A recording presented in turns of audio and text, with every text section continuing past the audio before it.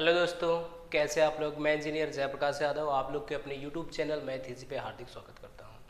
आज मैं आपको फिर से इतिहास का एक नया चैप्टर लेकर के आया हूं। उसको हम आपको स्टेप बाय स्टेप करके पढ़ाएंगे। आपको सारी चीज़ें क्लियर समझ में आएंगी। जो बोर्ड पे लिखा हुआ है मैं वो आज आपको क्या करेंगे, डिस्कस करेंगे और आपको हम इजीली क्या करेंगे, समझाएंगे। इससे पहले अगर आप मेरे चैनल पे नए हैं तो प्लीज़ चैनल को सब्सक्राइब करके बेल आइकन को प्रेस कर लें, ताकि मेरे वीडियो का जो नोटिफिकेशन है वो सबसे पहले आपको मिले। और अगर आपको वीडियो अच्छा लगे तो वीडियो को लाइक करना, वीडियो को शेयर अपने दोस्तों में ज़रूर करना, ताकि वो लोग भी ये वीडियो देख करके कुछ अच्छा आदमी, कुछ अच्छा स्टूडेंट बन सके।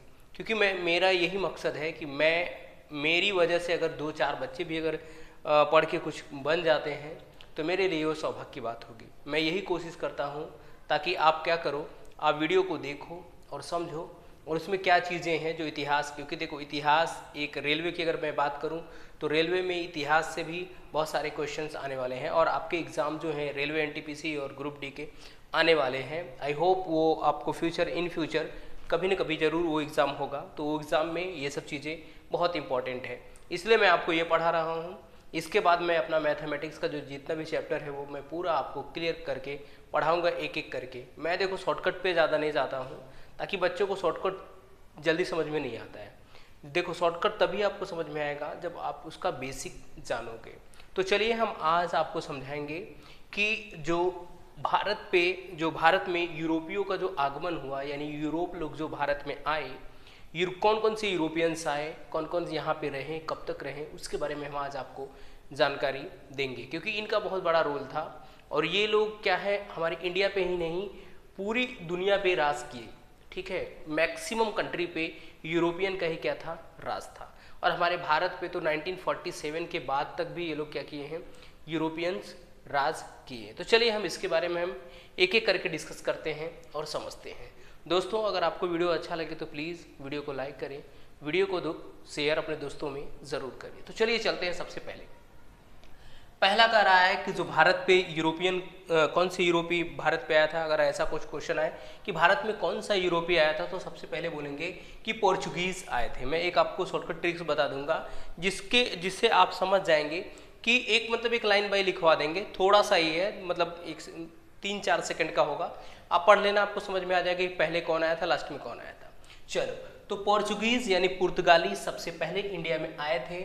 और कौन इंडिया में आया था वो देख लो। पुर्तगाल का कौन था, वास्को डी गामा। कह रहा है ये 17 मई 1498 में भारत के पश्चिमी तट पर स्थित कैलीकट बंदरगाह पर सबसे पहले पहुंचा था। ठीक है, ये कैलीकट बंदरगाह पे सबसे पहले पहुंचा था। भारत में सबसे पहला जो आने वाला एक तरह से यूरोपियंस है वो पुर्तगाली लोग हैं। ठीक है, तो पुर्तगाली का कौन सा आया था, वास्को डी गामा आया था। कब आया था, 17 मई 1498 में पश्चिमी तट पर कैलीकट बंदरगाह पर आया था। ये एक तरह से क्या करता था, ये यात्री था, ये घूमता था। ठीक है, ट्रैवलर था। ये जगह जगह पे क्या करता था, घूमता था। लेकिन घूमते घूमते इसको ये पता चला यार भारत में कुछ चीज़ें थी, जिसने ये देखा, सोचा यहाँ से, क्योंकि यहाँ से कुछ चीज़ें लेकर के गया था, जैसे मिर्ची वगैरह, ये सब चीज़ें, मसाला वगैरह लेकर के गया था यहाँ से, इंडिया से, और अपनी कंट्री में उसको बेचा। तो ये जितना यात्रा किया था, यानी मान चलो यात्रा करने में उसके 5,000 रुपये लगे, तो उसका लगभग 8 गुना ज़्यादा करके वो जो लेकर के गया था वो चीज़ वहाँ पे बेचा था। तो इससे इसको ये पता चला यार कि भारत जो है एक तरह से, भारत पे हमको क्या करना चाहिए, राज करना चाहिए, वहाँ पे व्यापार करना चाहिए। और व्यापार के ही पर्पज से ही आया था। घूमते घूमते इसको लगा नहीं कौन सी कंट्री सेलेक्ट करे, तो इंडिया को सेलेक्ट किया। और क्योंकि इंडिया में बहुत ऐसी चीज़ें थी जो इसकी कंट्री में जाकर के 8 गुना 10 गुना ज़्यादा प्राइस पे क्या होता था, मिलता था। तो ये चीज़ें वहाँ जाकर के बेचता था और वहाँ बेचने में इसको बहुत सारे फायदे होते थे। तो इसने क्या किया कि भारत के कैलीकट पे आया, याद रख लेना, बंदरगाह पे पहुँचा। भारत और यूरोप के बीच में नई समुद्री मार्ग की खोज की। याद रखना, ये समुद्र से पहले तो हमारे पास कोई ऐसा हवाई जहाज वगैरह ये सब चीज़ें नहीं हुआ करती थी। ठीक है, तो ये लोग क्या करते थे कि समुद्री यात्रा, यानी समुद्र में जो जहाज होती है उसके थ्रू क्या करते थे, व्यापार करते थे। तो समुद्री मार्ग के एक तरह से खोज करने वाला भी कौन था, वास्को डी गामा था। ठीक है, फिर अल्बुफर्क ने क्या किया, गोवा को जीता। ठीक है, जो पुर्तगाली था अबुल फर्क, वो गोवा को जीत लेता है, यानी गोवा को क्या कर देता है, गोवा को जो भी राज थे वहाँ पे राजा थे उसको हरा करके अपना आधिपत्य क्या करता है, जमा लेता है। और आज़ादी के बाद आपको याद है कि आज़ादी के बाद तक भी गोवा पुर्तगालियों के कब्जे में था। गोवा आज़ाद होने वाला जो है वो लगभग 1961 में क्या हुआ था, गोवा आज़ाद हुआ था। किससे? पुर्तगालियों से।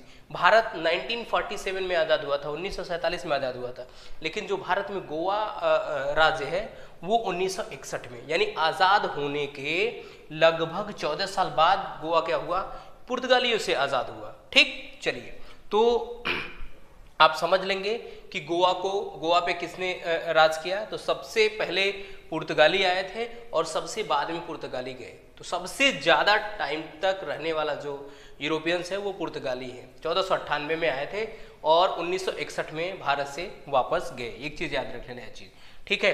पुर्तगालियों ने गोवा के बाद दमन और दीव को भी क्या किया था, जीता था। ठीक है, दमन और दीव जो पौंडीचेरी वाली इलाका है उसको भी ये लोग क्या किए थे, जीत लिए थे। ठीक है, कौन? पुर्तगालियों ने। भारत में जहाज का जो निर्माण है, अगर एक तरह से जो समुद्री जहाज होती है उसका जो निर्माण करता है वो पुर्तगाली ही है। तंबाकू की खेती करने वाला भी कौन है, तो ये पुर्तगाली है। यानी पुर्तगाली लोग भारत में तंबाकू की खेती करते थे क्योंकि यहाँ की जो मिट्टी है तंबाकू के लिए बेजोड़ है। ठीक है, और यहाँ से तंबाकू या ये सब चीज़ें जो है कोकीन वगैरह ये सब ये लोग पैदा करके अपनी कंट्री में जा करके बहुत ज़्यादा प्राइस पे क्या करते थे, बेचते थे। अब देखो, प्रिंटिंग प्रेस की भी शुरुआत पुर्तगालियों ने की थी। तो इतना चीज़ याद रख लेना कि सबसे पहले पुर्तगाली भारत में आए थे और सबसे बाद में पुर्तगाली भारत से गए। ठीक है, कौन कौन से स्टेट को इसने जीता था, गोवा, दमन एंड दीव को। ठीक है, और जहाज का निर्माण करता अगर देखा जाए भारत में तो पुर्तगाली ही है। ठीक, दूसरी चीज़ जो एक तरह से तंबाकू की जो खेती की सबसे पहले पुर्तगालियों ने की, और प्रिंटिंग प्रेस वगैरह की जो है शुरुआत भारत में पुर्तगालियों के द्वारा ही क्या हुआ है। याद रखना, भारत दूसरे के कब्जे में ज़रूर रहा है लेकिन उनसे भी बहुत सारी चीज़ें हमको मिली है। ठीक है, कुछ चीज़ें तो वो लोग लेकर के यहाँ से गए लेकिन बहुत सारी चीज़ें वो लोग दे करके, बड़ी बड़ी चीज़ें दे करके गए हैं। ठीक है, जिसका यूज़ हम लोग अभी भी करते हैं। अब देखो, फिर दूसरे नंबर पर आता है डच। डच भी भारत पे आए, ये भी यूरोपियंस कंट्री के हैं। तो कह रहा है भारत में पहला डच यात्री जो है वो कार्नेलिस हस्तमान था।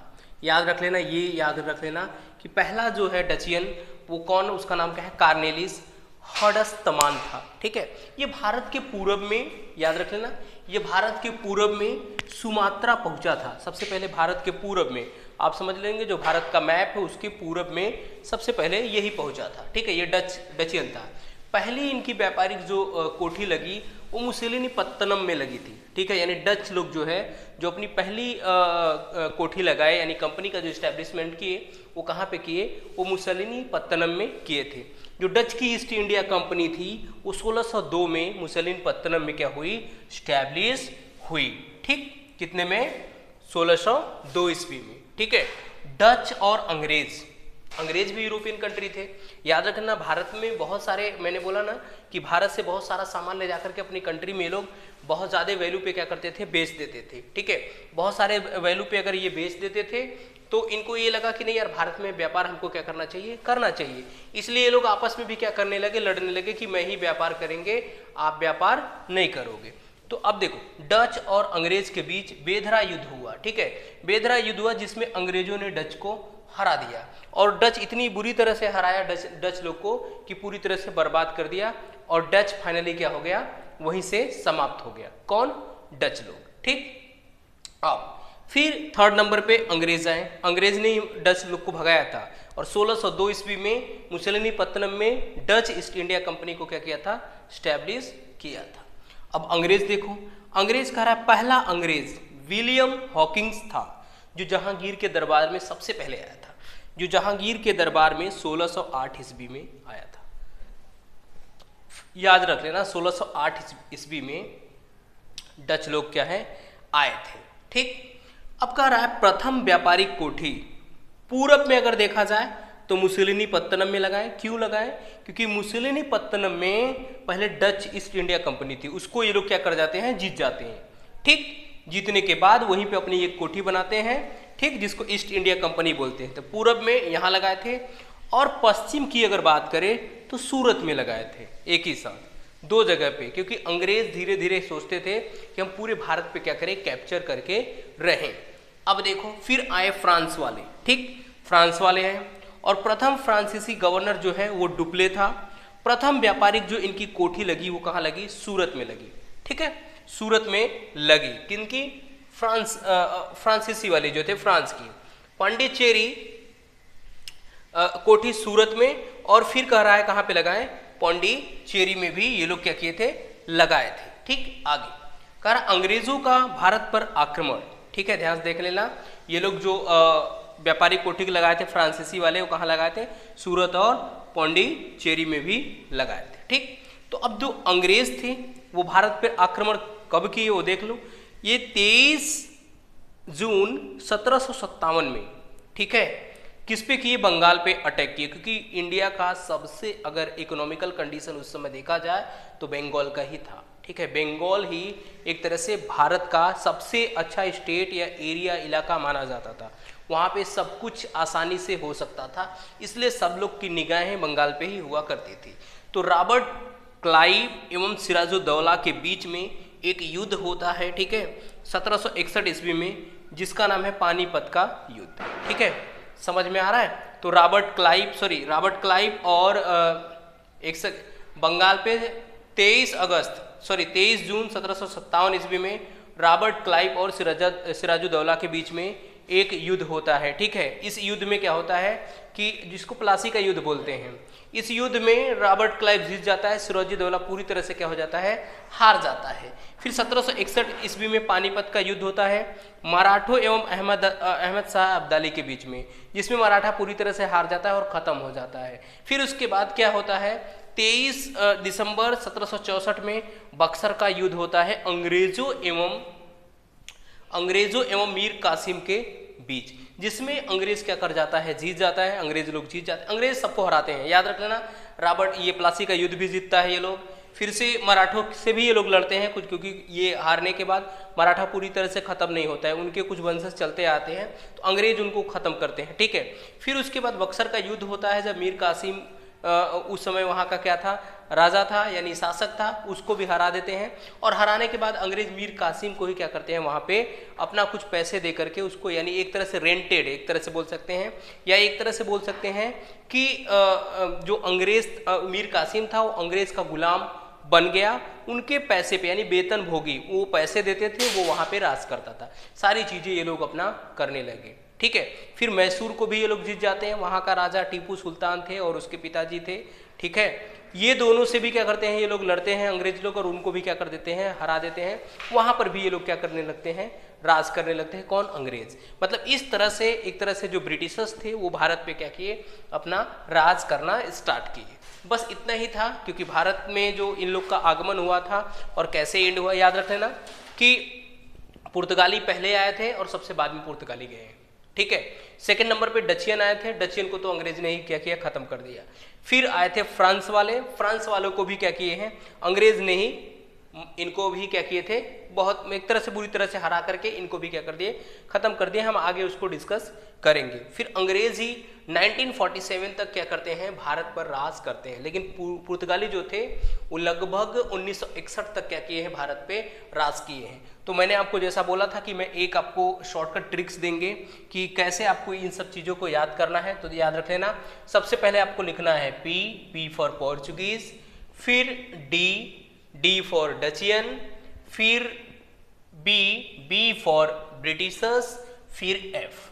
ठीक, तो PDBF। ठीक, PDBF याद करना, पोर्चुगीज, डचियन, ब्रिटिशर्स और फ्रांसिस। यहाँ पे आप ई भी लिख सकते हो, PDEF। ठीक है, ई फॉर इंग्लिश, आप उससे भी समझ सकते हैं अंग्रेज, लेकिन बेटर यही है कि बी लिखो, और ब्रिटिशर्स समझ में आएगा। पुर्तगाली आए, फिर डचियन आए, फिर ब्रिटिशर्स आए, फिर फ्रांसीसी आए। सबसे पहले पुर्तगाली आए थे और सबसे बाद में ही पुर्तगाली गए थे। पुर्तगाली कहाँ कहाँ पे राज किए थे? दमन एंड दीव, उसके बाद पौंडीचेरी, उसके बाद एक और था। ठीक है, 3 जगह पे ये लोग क्या किए थे? पुर्तगाली, हाँ, गोवा को भी जीता था। तो ये सब आप याद रख लेना कैसे कैसे हुआ था। अब इसके आगे की जो भी इतिहास है मैं आपको नेक्स्ट लेक्चर में बताएंगे। तब तक के लिए चलिए चलते हैं। अगर आपको मेरा वीडियो समझ में आया हो तो दोस्तों वीडियो को लाइक करें, वीडियो शेयर, वीडियो को ज़रूर करें अपने दोस्तों में, ताकि ये वीडियो उन तक भी पहुँचे। मैं यही कोशिश करता हूँ कि आप लोग को अच्छे से समझाऊँ, मेरे जैसे भी करके स्टेप बाय स्टेप करके आपको, जैसे एक बार में नहीं समझ में आया आप 2 बार वीडियो को देखो, पॉज करके देखो। अगर आपको जो चीज़ नहीं समझ में आता है कमेंट में करके लिखो, क्या अच्छा है क्या खराब है वो भी आप कमेंट में लिख सकते हैं। चलिए हम आज के लिए बस इतना ही। Thank you so much for watching my video. जय हिंद, जय भारत। मिलते हैं अगले लेक्चर में।